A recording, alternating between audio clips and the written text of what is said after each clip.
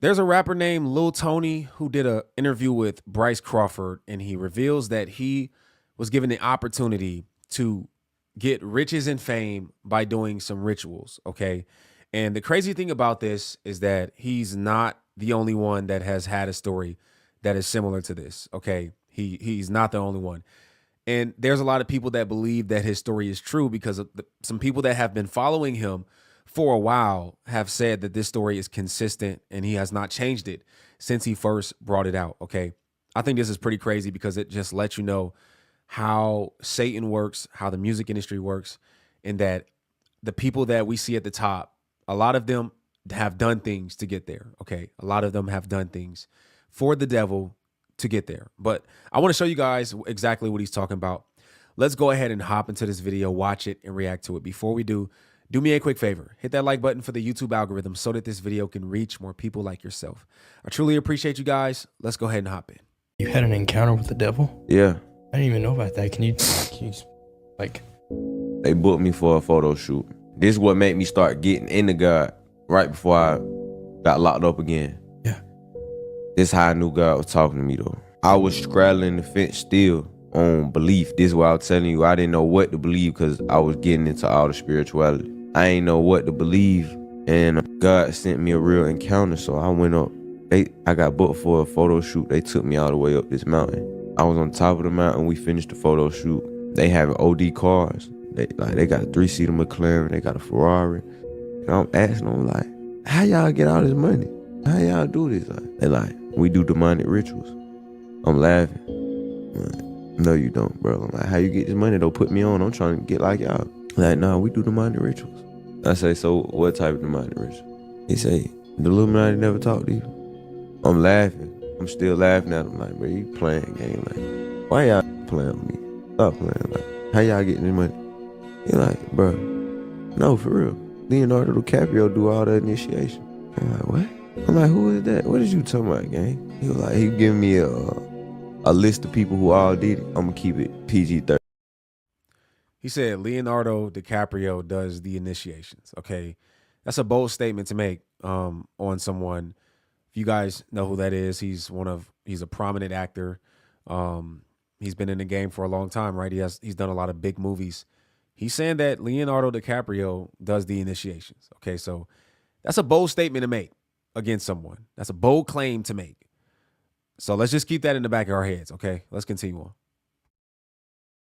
13. He was basically saying either you let him peg you or you do oral and you'll get whatever you want. Tell him what you want. If you want to be the next big actress, next big whoever, I can take you to somebody.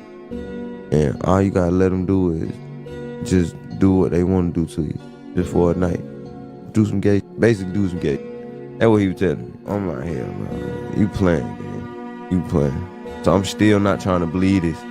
And he like, this when they get to laughing, they like, oh, we need to take him to the booty club. Stop playing with me, bro. He like, bro, I can make it happen. Now, while they doing all this, I'm trying to call my Uber. We on top of the mountain though. I don't got no service. So I'm like, all right, I see which one need to work with me. They take off. The people who booked me, they take off. Like I tell them, I'm like, all right, y'all can take me to y'all Korean barbecue. I'm telling them this because they was telling me, they was like, when I start calling my Uber, my flight was finna take off. They was like, man, your flight finna take off anyway. Let us just get you a hotel and you can come get some food at our Korean barbecue. I'm like, at first I was like, nah. But then I ain't had no service to get downstairs. I mean, get down the hill. Right. So I'm telling them, take me down to the bottom of the mountain. When I'm not telling them this, but in my mind, I'm like, I'm gonna let them take me to the Korean barbecue. Then when we get down there, I'm gonna just call me an Uber and go. So I tell them, like, take me down to a Korean barbecue. They're like, okay, Shmoo, good, okay, boom. The people who booked me left. After they leave, I'm in the car with the other dude that they called up to have a photo shoot with me or take pictures, because he come up and he like to take pictures with celebrities to make him look like he was rich or famous. I get in the car with him in a 3-seater McLaren. This man, as we going down, see, on the way up, we go all the way up, like in the swivel, like all the way around the mountain. Yeah. On the way down, we take a right. So he not going the same way that we came up. So I'm like, what the hell? So then that's what I try. I'm like, okay. I'm like, take me to go get some McDonald's, gang. I want to go get some McDonald's. He said, we not going to take you to get no McDonald's. We spent all this money to get you up here. This face change, gang. In front of me. You see Venom? Like, Yeah, like Spider-Man? Yeah, from Spider-Man. Kind of like that. It wasn't like OD, like long, like veins, OD long got his face. It was probably about this wide. Like, face change. I'm like, what the? Like, it's probably about like right here. Like, all I can say, bro, it was like, oh, kind of like the Sandman. Like how you'll see somebody morph into something. Yeah. It's like that. It threw me all the way off. So I'm confused now. I'm like, okay. I didn't know how to get out the car. I would have been got out the car. We in the 3-seater McLaren, so it's like a button you gotta push to get up out of there. Gotcha. So he backing in. Now he backing into somebody driveway. He smack a mailbox. So now he hit the button and he get up out of there. He hit the button and get up out of there. I see the button, I'm getting up out of there too. I hit the button. Guess what? It's a mailman come out of nowhere. I run up to him, I'm like, hey bro, let me get in the back of your truck. He looking at me like, oh, yeah, no. I look at him, I'm like, bro, just let me get in the back of your truck, bro. Like, please, just take me down to the bottom. Please, just take me down to the bottom. It was God, he took me down to the bottom. Like, if I were him, I wouldn't have took me down to the bottom. Some random trying to get in the back of my truck. Yeah. So by now, there's probably going to be some people that are thinking that this story is fabricated, right? And I cannot confirm that this story is 100% true. But what I can say is that this story is consistent to other stories.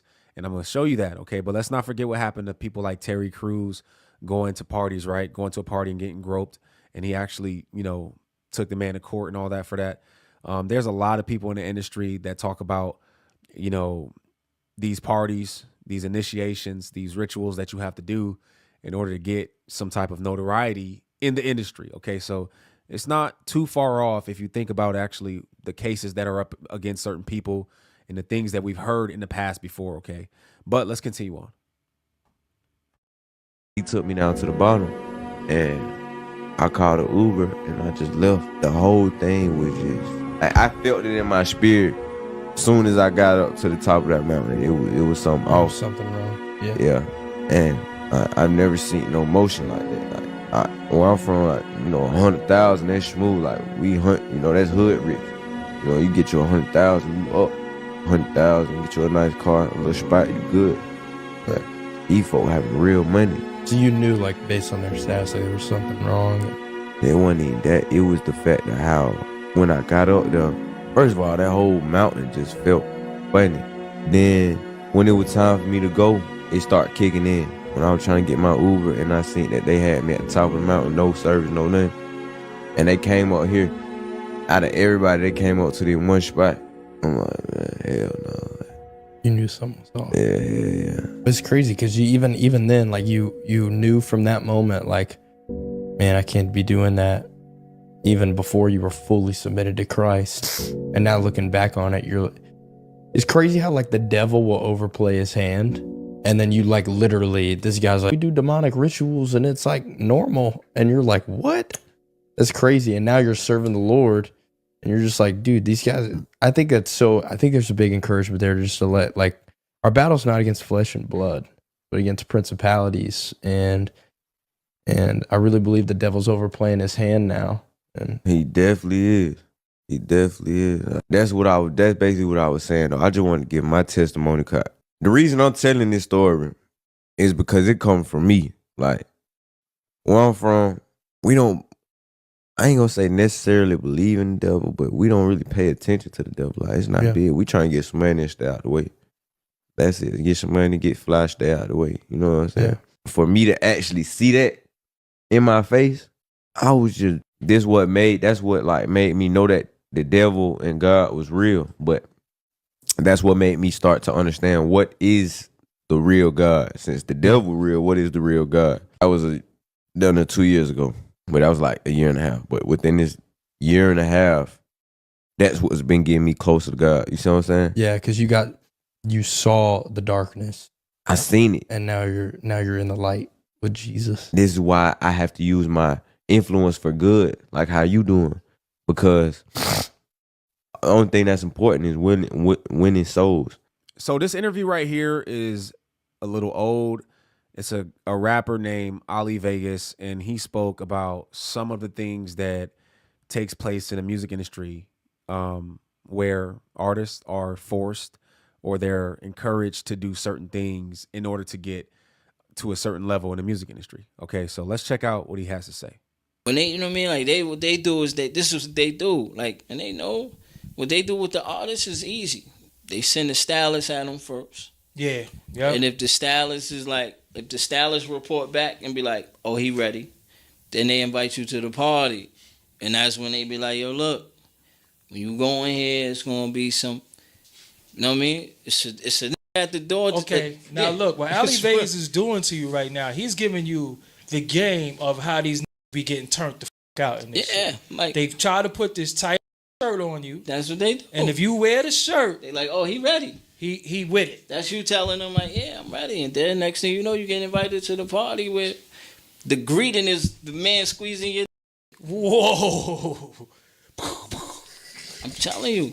Wow. Yeah. And I'm telling them like, yo, son, like, it was so crazy because I always tell them, like, my cousins would be like, yo, son, like, you that guy, like, why you? I'm like, bro, I don't want it that bad. So, all right, let's keep it a buck. Did you actually see get twisted to the other side? You go to that, you go to that party. Like, if you ain't turning around and you see everybody, you seeing everybody walk through the joint. I mean, the thuggish, you see them walking, you like, and you in the parking lot, like, on your way out, like, yo, son, that's crazy. Yeah. And they like, oh, I know.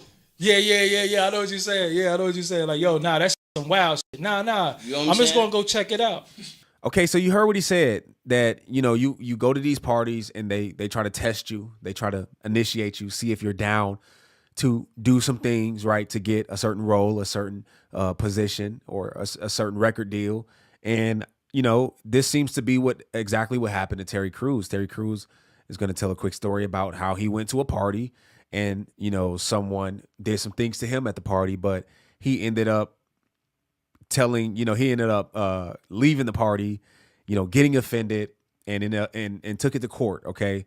But let's listen to this, because this seems to be consistent to what Ali Vegas was saying about the parties, and even what the other rapper was saying about, you know, some of the things that they do to try to initiate you. But let's check this out. Sexual assault is a crime. It is a crime. You cannot violate a person's personal boundaries. Terry Crews, the former NFL linebacker turned actor, adding his voice to the tidal wave of people sharing their claims of sexual assault in Hollywood. And people will say, wow, man, you should just laugh it off. You should just forget it. You know, no, I'm not going to forget it. Crews is known for his comedic macho roles on the hit TV show Brooklyn Nine-Nine. I just happen to be a great person who's naturally beloved by all. Or the shirtless, boisterous Old Spice pitchman. You smell so manly, scientists who want to study your manliness. But he says his tough guy persona didn't prevent him from becoming the victim of a powerful man. I was assaulted by Adam Bennett, who was the head of the motion picture department at William Morris Endeavor. In February of 2016, Crews says he and the Hollywood super agent Adam Bennett were at the same party. Bennett has represented some of Hollywood's biggest names: Liam Hemsworth, Emma Stone, Sylvester Stallone, Eddie Murphy, and Adam Sandler. You're talking about a very, very powerful man who has access to studio heads. What they do affects every part of the business, from producers, writers, actors. They own finance companies, the whole thing. And did you know him before the party? And I did not know him. I heard of him. We had never, ever even had a conversation, okay? So I just heard, and actually, I was actually looking forward to meeting him. But instead of a professional meet and greet, Crews claims Bennett leered at him from across the room. And he looked me in my eyes, and he was sticking his tongue out overtly sexually to me. I mean, it was no mistake that this was a sexual type tongue move. And I'm thinking it's a joke.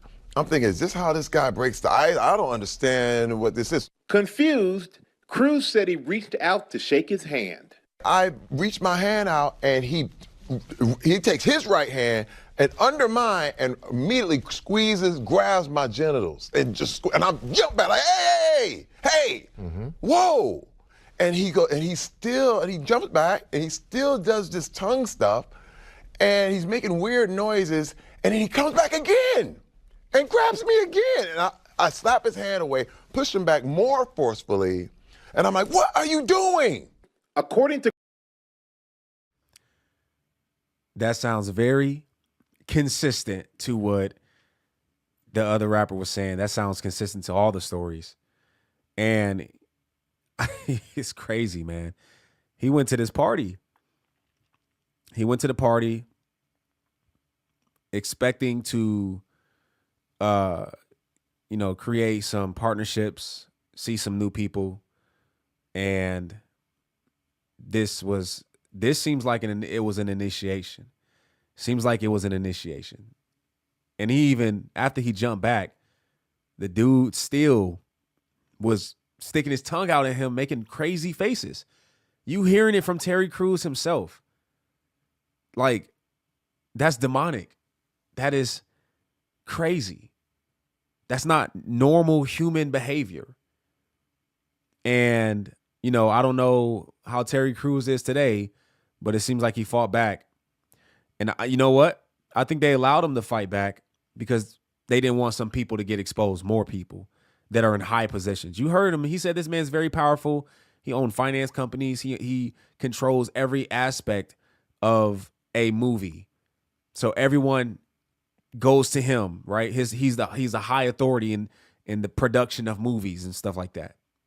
And he took it upon himself to do this. I think it was an initiation. That's what it looked like to me. But I do think that it's important to expose exactly what's taking place in these industries, because there are a lot of people that have hopes and dreams of getting into these spots in these industries, but they don't know that there is a dark side to what is happening in Hollywood and that it takes a lot from you, okay?